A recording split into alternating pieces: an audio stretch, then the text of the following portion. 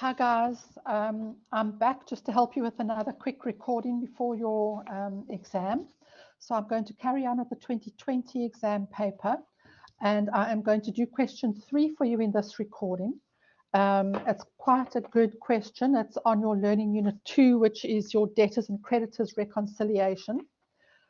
Had a look through this question, and the workings could be quite tricky. So that's why I've chosen this question to also upload for you. So let me, I'm sharing my screen, so let me go across to the question so we can have a look to see what we've got there. Okay, so question 3. And as I said, this comes out of your learning unit 2, debtors and creditors reconciliation. So it's a 30-mark question. So that again, remember, goes, just to remind you, means that we've got 30 minutes to do it in. And this one, you really have to push yourself with the time on these questions. You can't dawdle and think too long about it. So make sure you really well practiced in your different ledgers and how they work and what goes where in them under normal circumstances, so that you can quickly recognize anything that you need to change so that you can complete the question within those 30 minutes. Right, so the following information was taken from the books of big boy traders. Most of the sales take place on credit. Sorry, I just quickly want to go back here and check the microphone. Yeah, okay. Sometimes it doesn't connect properly. Most of the sales take place on credit, so that means we are running a debtors book. So we've got debtors control in our books. Debtors are given credit terms of 30 days. It's not really relevant to us there. The business does not expect to award any settlement discounts, so all settlement discounts are therefore incidental in nature. And we know that that is important just in terms of our accounting for settlement discount, which means that we are not carrying a provision or an allowance for settlement discounts. We only record the journal entry for settlement discounts when a settlement discount is given. Okay, so only at the time of the transaction taking place, one of our customers has been given a settlement discount, we'll record the journal entry there, and there is no settlement discount allowance. I can't remember the question number, but I have indicated to you in your textbooks the question that gives you the details of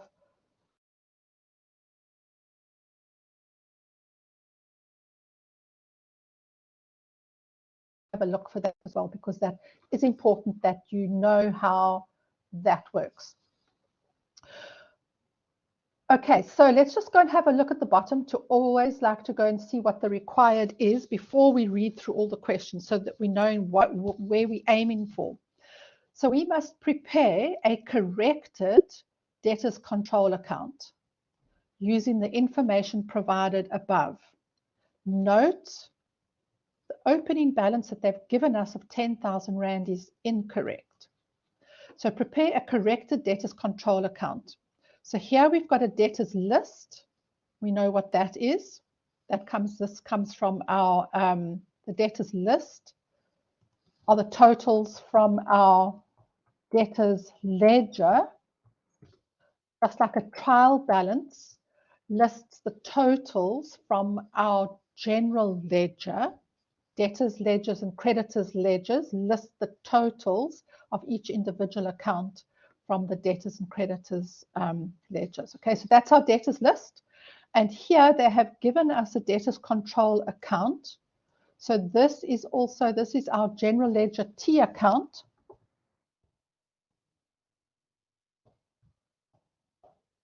Because we can see here's our T.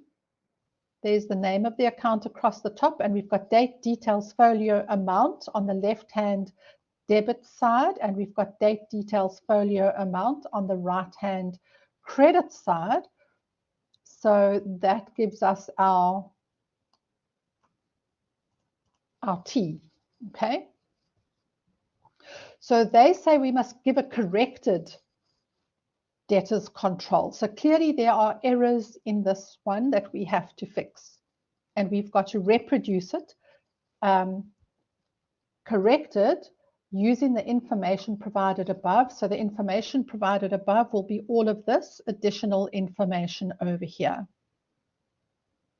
And here they tell us the incomplete. So in other words, we haven't reconciled it yet. This is the reconciliation process of the debtors control. In other words, we finished the month. We're now going to check, does my debtors control account reconcile to my debtors ledger? And at the moment, it doesn't reconcile. So we know it's incomplete. We still have to do the corrections so that we can then close off our books for the month of March. Similar process to how we do the reconciliation of our bank account at the end of a month, where we first have to check that our general ledger bank account reconciles to our bank statement before we can close off the month. When it comes to our debtors and creditors ledgers, we have to check that the control accounts balance to the ledgers before we can close off. So we're looking for differences. So they've given us the incomplete one. We've also been provided with the debtors list, which we've seen below. And here, the following errors and omissions were noted. So they've told us where all of the mistakes are that we need to correct. So again, we have to decide these corrections. Must the correction be made in the T account, in the debtors control account, or must the correction be made in my general ledger? Which one is incorrect? The same thing with the bank recon. When we do a bank recon and we find an error or an omission, we have to decide, must the correction be made in my cash books, or must the correction be made on the bank reconciliation statement? So we'll have a look at these changes that we've got to make in a second. We just want, so there's our T account as it looks now, and here are our debtors balances also pre-adjusted as they are now. And for 3.2, prepare a corrected debtors list and show all workings as marks will be allocated. So 19 marks for the debtors control account and 11 marks for the corrected debtors list. Okay.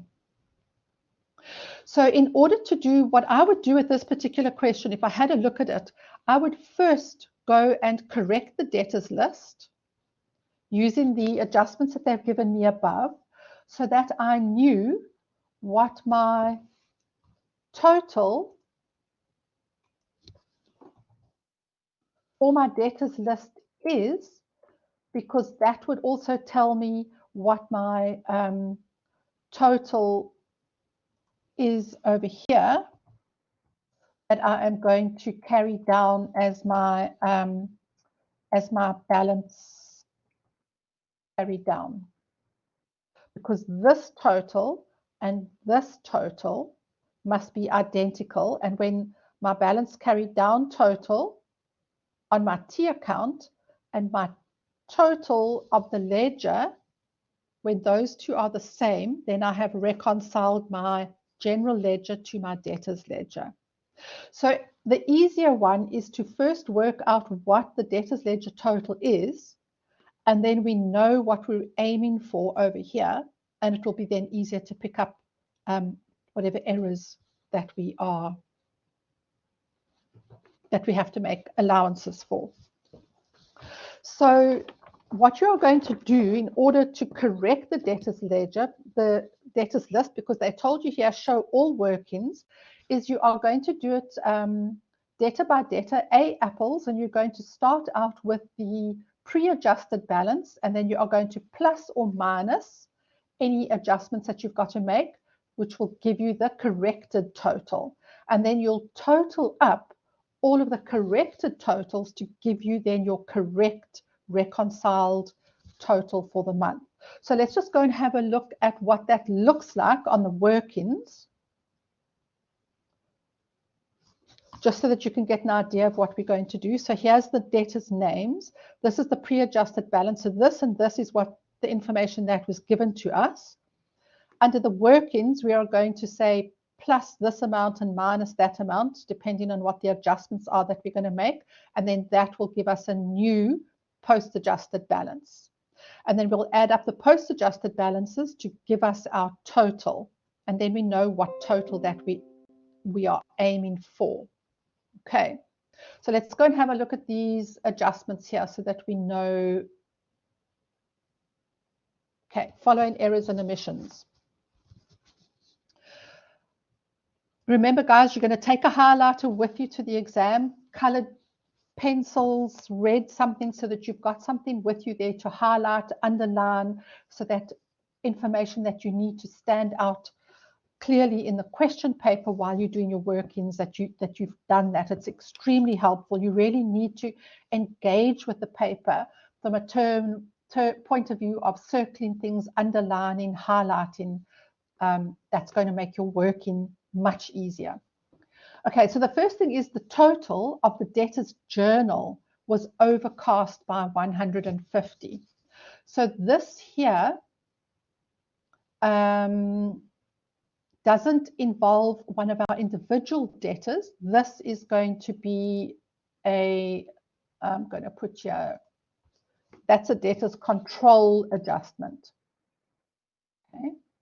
Then we've got a return of goods by D. Dagwood for 870, including VAT, was correctly recorded in the journal, but it was posted to the account of E. Egghead. So this is going to be a debtors listing correction. It's correct in the journal, but in the debtors ledger, it's incorrect. Then the next one, an invoice issued to D. Dagwood for 4,200 has been posted to the wrong side of D. Dagwood's account. So this is also going to be in the debtors ledger, our debtors listing total. That's an adjustment we must make there.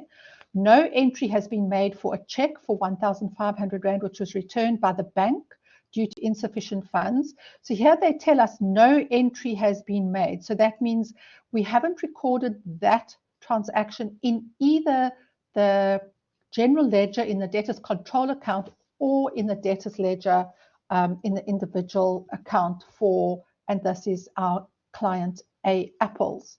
So this correct entry here must be corrected in the debtors control, i.e. the general ledger, as well as the debtors listing, i.e. the debtors ledger. We've still got to record that in both of those. Then the next one, a credit note was issued to A Apples for 540, but it was incorrectly entered in their personal account as 450. So that's correct in the general ledger, debtors control account, but it's incorrect in the debtors ledger, in the debtors listing in A Apple's own account. Then goods sold on credit to E Egghead for 1870, including VAT, have been incorrectly entered in the debtors journal as a sale to D. Dagwood and posted as such.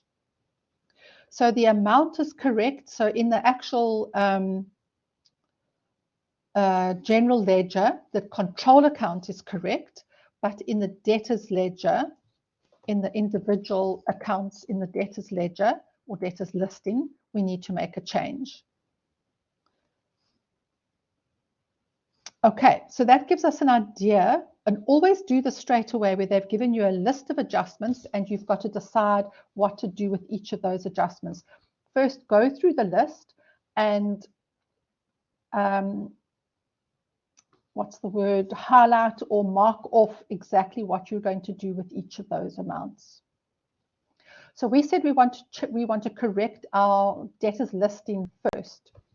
So the first one we've got to do is a return of goods by D. Dagwood for 870 Rand, and that's including VAT amounts. So remember, our debtors control and our debtors listing, those amounts that we deal with in those ledgers are always including VAT, because they always represent the total amount that our customer owes us, total amount of the invoice.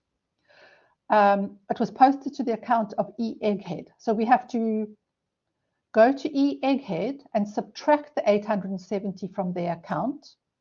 Sorry, it's a return of goods, so we've got to add it back to E. Egghead's account, and we've got to subtract the 870 from D. Dagwood. Okay. Because it was D. Dagwood that returned the goods, so we've got to give D. Dagwood the credit note and not E. Egghead.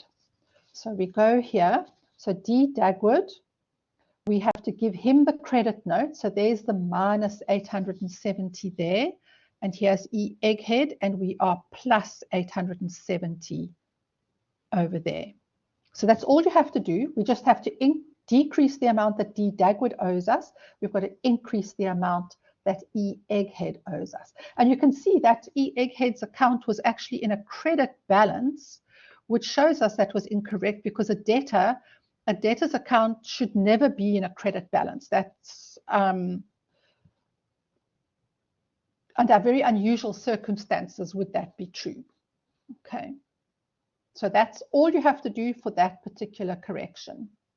Then the next one, we invoiced D Dagwood, so we increased his account by 4,200, but it was posted to the wrong side of his personal account. So in other words, we posted it as if it had been a credit note instead of as if it had been an invoice.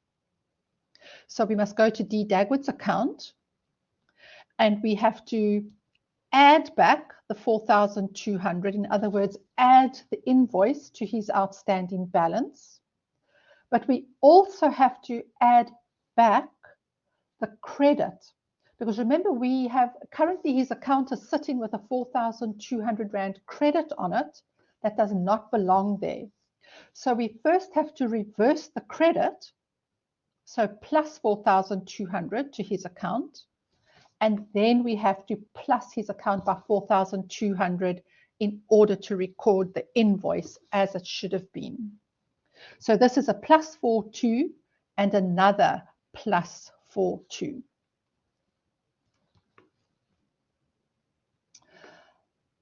Then this one over here, one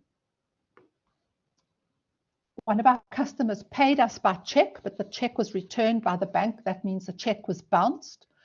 The check was for 1,500, but the total amount that A Apples owed us was 1,750.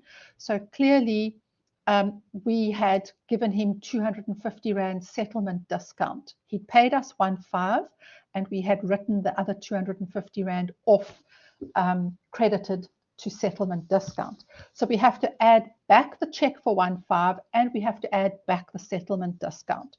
So A Apple's account must increase by the total of 1,750. Here's A Apple's original balance, and we are adding 1,750, which is plus the 1,500, which is the check, and plus the 250, which is the reversing of the settlement discount. So where are we now? DL, this one here, a credit note that was issued to A Apples for 540 was incorrectly entered as 450. So we have to add back 450 to reverse the incorrect credit note, and then subtract 540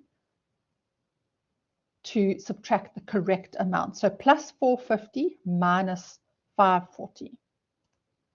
That was A Apples, plus 540 minus 450. Was that the right way around? Incorrectly entered a credit note. We've got to add 450 and subtract 540. Apples. There, they've got a, they have a minus.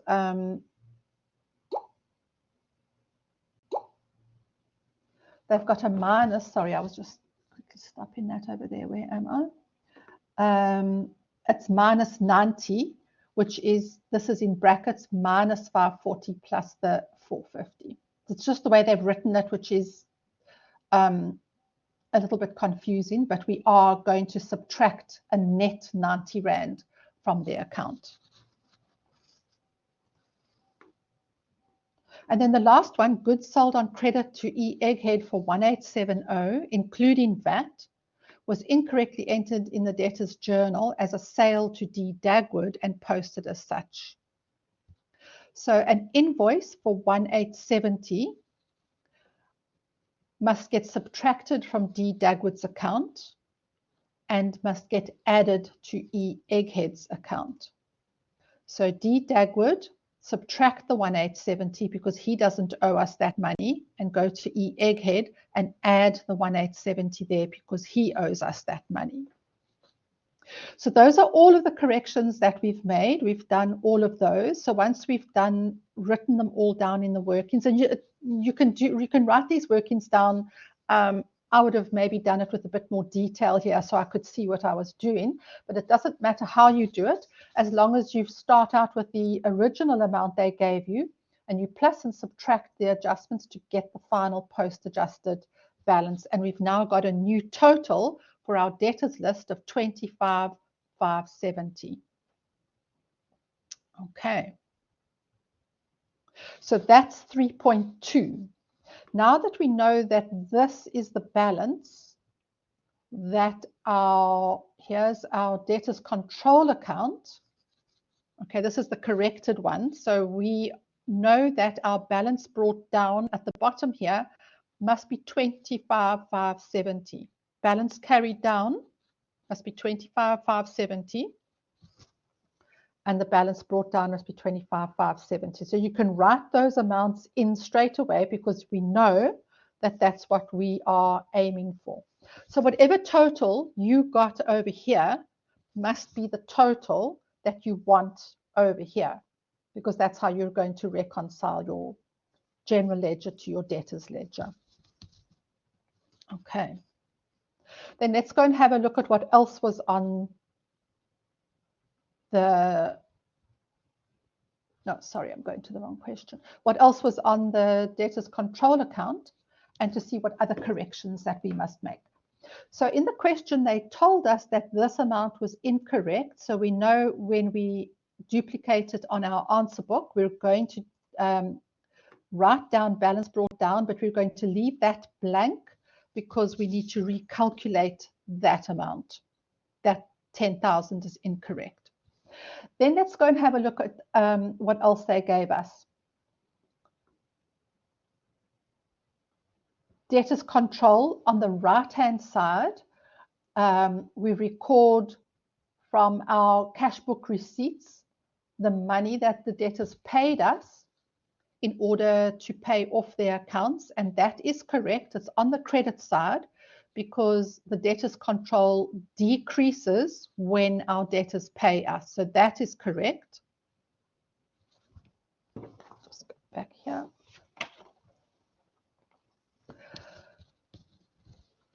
Sales and VAT, this is 450. This is a credit. They haven't actually told us what that was for, but we're assuming that that was for a credit note. So we are reducing the debtors control total by credit notes. So let me just write in here, this would have been credit notes.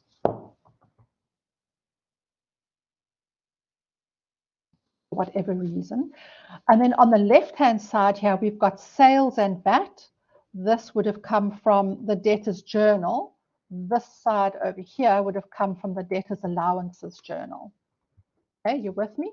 This would have come from the cash book receipts, and you can write it in there if it helps you to understand where these different entries are coming from. I think it's helpful to see that. Then we've got bank, which was a returned check. So they've got that on the credit side. If the bank returns a check, that means, say for instance, if that 430 was included in this 20,000, which the customers had paid us, and the bank is reversing 430 because they haven't, the customer didn't have any money in their bank account when they did the EFT. So they've got to reverse it. That obviously can't be on the credit side as well, because the original payment, receipt of the money, is on the credit side. So if we are reversing a payment, that has to go onto the debit side. So this is on the wrong side. So we're going to move this in our corrected debtors control to the debit side. Okay, Then we've got credit losses and VAT. So, which means bad debts that we wrote off, we would write that off in our general journal. And that is correct, because if we write off bad debts, that will reduce the total that our customers owe us, which means that it must be on the credit side. So this one is correct. So this is correct, this is correct, and that's correct. Okay. That we've got to move to the other side. On this side here, they've already told us that that's not correct, so we're going to change that. We're happy that this sales and VAT is on the correct side. Sales returns and VAT would come from the debtors allowances journal. That is definitely not on the correct side, because when our customers return goods and we've got to give them credit notes, we've got to decrease the amount they owe us. So this belongs on the right-hand side. So this is on the wrong side, and it must go over here. Okay, this is on the wrong side. Then interest income, we would have recorded any interest that we charged our customers in the general journal. And if we charged our customers interest, it would increase the amount that they owed us. So debtors control would increase, which means we record it on the debit side. So that is correct.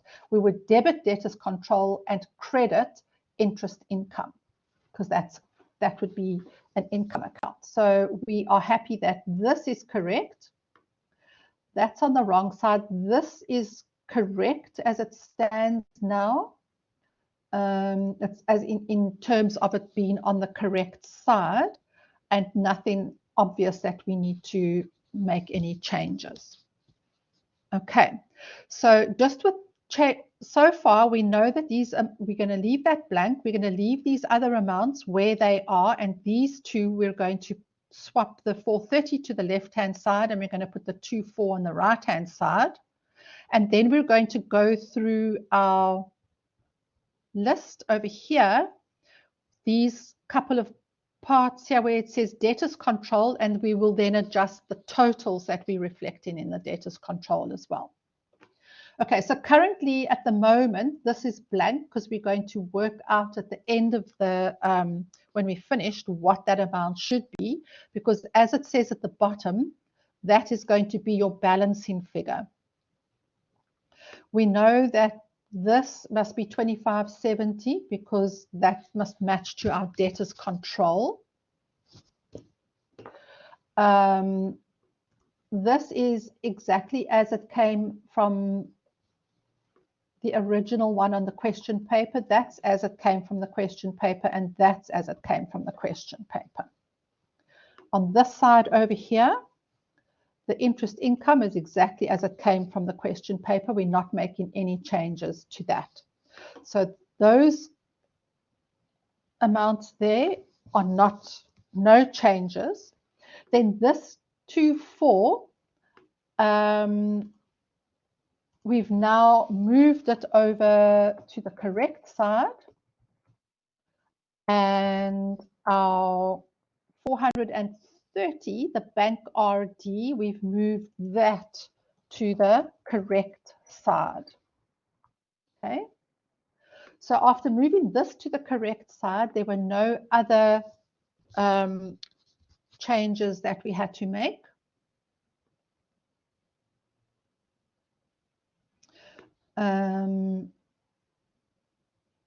So this is now correct. We finished with that. And let's go and have a look at these changes what we need to correct. So here in the debtors control account, the total of the debtors journal, so remember the debtors journal is our DJ, the debtors control column in our DJ was overcast by 150. So what do we mean by overcast? Overcast means the total was 150 Rand too much. So when we added it up, we made a mistake and we recorded it as being 150 Rand more than it should be. If in a question paper they say it was undercast, that means that the amount was less than it should have been. Okay, so take note that quite often you'll get overcast or undercast on a question paper and you need to know what to do with that. So we're going to go and look in our debtors control for the debtors journal entry, in other words, our sales and VAT that came from the debtors journal, and we are going to reduce it by 150. So our sales and VAT would be on the left-hand side because sales increases debtors control. And that amount was originally 35,000. If you go back here and have a look at here it was 35,000. So we need to minus 150 from that amount because this total of 35,000 that came from the DJ was too much by 150. So it should only have been 34,850. Okay, so we've corrected that. Then, so that's that one. And then the next one for the debtors control. Oh, sorry, guys. Is this one over here where no entry had been made for a check of 1.5, which was returned by the bank due to insufficient funds. So we have to cash book receipts is 1,500 Rand too much. So in other words, we've got to debit our debtors control with 1,500 to reverse that payment. And we also have to debit debtors control with the 250 Rand, which is the settlement discount that we are reversing. So a 1.5 adjustment and a 250 adjustment must be made, and they must both go on the debit side. So here we already have one RD check. RD means return to drawer for 430. That was in our original here. It was in our original debtors control. Just remember it was on the wrong side. So we moved this 430 to the correct side because when we have a return check, the debtors control must be debited. And we're now going to increase that by another 1,500 for the check that also bounced, but that we haven't yet recorded.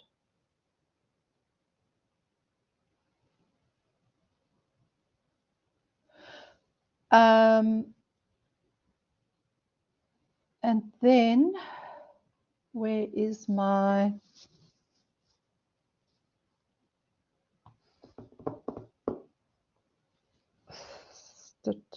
Sorry, I'm just looking for my settlement discount that we are also must also reverse. Here I've got the 150 was the overcast. The interest is correct. The check was for 1.5, so RD was for 1.5. Sales and VAT. What was that? Oh, here we go. They've done it as a completely separate entry. Here's the 250. So we're also in the general journal, we have to, yeah, that's correct. It would be done like that because we would have to reverse the settlement discount in the general journal. So we would record a new journal entry, debit debtors control for 250 and credit sales and VAT for 250. So this is the reversal of the settlement discount, this one here.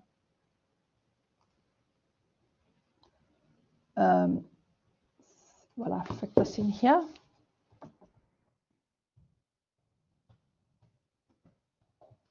Okay.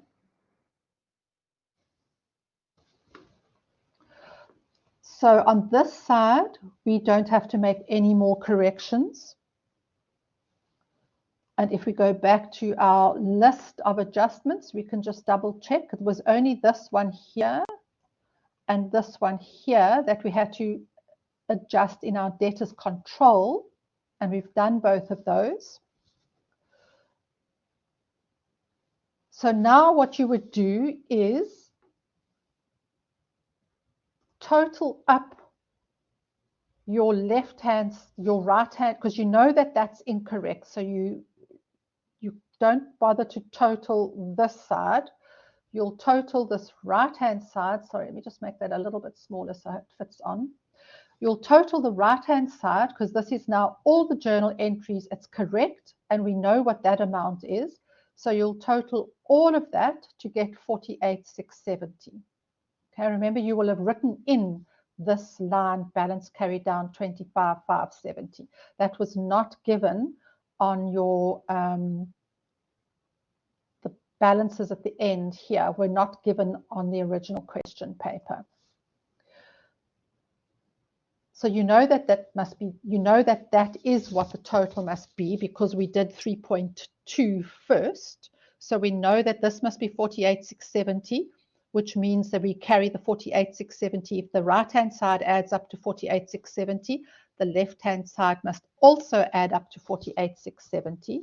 So 48,670 minus these amounts that we've got here will then equal the 11,620 that we need to correct our opening balance. Are you with me? You'll add up the right-hand side to get the 48,670. We know that the left and the right-hand side must exactly equal when we've balanced our account. So we know that that must add up to 48,670. And we've got all of the amounts except in the opening balance. So 48,670 minus 250 minus 1930 minus 20 minus 34,850 equals 11,620. So now I've got all of my entries on the left-hand side, all of my entries on the right-hand side, and I then carry that 25,570, which is agrees to my debtors listing. I carry that down as my opening balance for the 1st of April. Okay, this would be an April balance brought down. Okay, so this is definitely a little bit of a tricky question, trickier than some of the others. And you can also see by this that you'll battle to get this question correct if you don't know very well, like really well. Sorry, I'm just trying to get this to balance now. There you go. If you don't know exactly what your debtors control T account should look like. In other words, debtors control, these entries here will always go on the left-hand side. DJ, new sales and new invoices must always go on the left-hand side from the DJ. If I've got returns, they must always go on the right-hand side because they must reduce the total. Money that the debtors pay me must always go on the right-hand side. So CBR will always be on the right-hand side. So those are your basic 3 entries that will always be there. DJ on the left-hand side, DAJ on the right-hand side, and CBR on the right-hand side. And then these other entries are sundry entries. So in this particular month, we happen to charge our customers some interest. So that will go on the left-hand side because it must increase the outstanding balance. And some of the checks were reversed. So that must go on the left-hand side because it must increase the outstanding balance. And we also reversed the settlement discount that was given on that return check.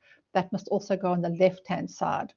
And on the right-hand side over here, I'm not too sure what this 450 would have been, sales and VAT. Anyway, they've got their general journals, so that probably would have been settlement discount given on, that must have been settlement discount given on some of these payments that we received here. Settlement discount is always recorded in the general journal. So when we give our customers discount, it has to go on the right-hand side because that's going to reduce the amount that they owe us. If we write off bad debts, that's also reducing the amount that our customers owe us. So that must go on the right-hand side. And that's our DAJ. So that you must know backwards. Discount given, bad debts written off, credit notes, payments from my debtors. They all go on the right-hand side. Invoices for the month, interest that I'm charging my debtors, and any reversals of discount or payments must go on the left-hand side. And if you know that backwards, these questions are going to be that much easier. Okay. And the same with, then I'll just show you again 3.2, which was the corrections. So again, you've just got to be careful. If I'm reversing a credit note, is that going to increase the amount of money that my debtor owes me, or will it decrease the amount of money that my debtor owes me? And again, in this amount over here, where, what was that? That was an amount that was posted to the wrong side of the customer's account. You've got to do two corrections, one to reverse the incorrect posting and another one to then record the transaction as it should have been in the first place. That's another important principle to remember. But you can see there's plenty of marks for these workings. These are all method marks for the totals that you end up with. And again, over here, there are method marks for your balancing figures. That's also a balancing figure. And then there's marks for all the workings that you do. So remember, it's very, very important to always show your workings neatly and in a way that's easy for whoever's going to mark your paper to see what you have done and to follow what you have done so that they can award those extra marks to you. Okay, so I hope this has helped you with this particular question. Just again, listen to this carefully, go through this additional information, these changes that you've got to do. Let me just make this a little bit smaller also so that they all fit on here in one screen. And this exercise of writing down next to each of these adjustments that you've got to make, where must you do the correction? That's absolutely critical. And that's another example of where you've got to really know your debtors ledger and your general ledger, what happens in my debtors ledger and what happens in my general ledger. You must know that really well so that you will then identify where that correction must take place. Must it take place in my general ledger in the debtors control account itself, or must it take place in my debtors ledger in one of the individual customers' accounts? Okay, guys, so I'm going to end this recording here so that these recordings are not too long and you can follow them just kind of you can follow just one question at a time so that you can see exactly what it was that you had to do. All right, so I hope that really helps you with your debtors. And remember, creditors ledgers would work exactly the same, but it would just be a mirror image. Debtors and creditors ledgers are just a mirror image of each other. So just make sure that you understand that, and then you'll always get your left-hand side and your right-hand side adjustments correct. Okay, guys, I'm going to end this recording here, and then I will chat to you guys again soon.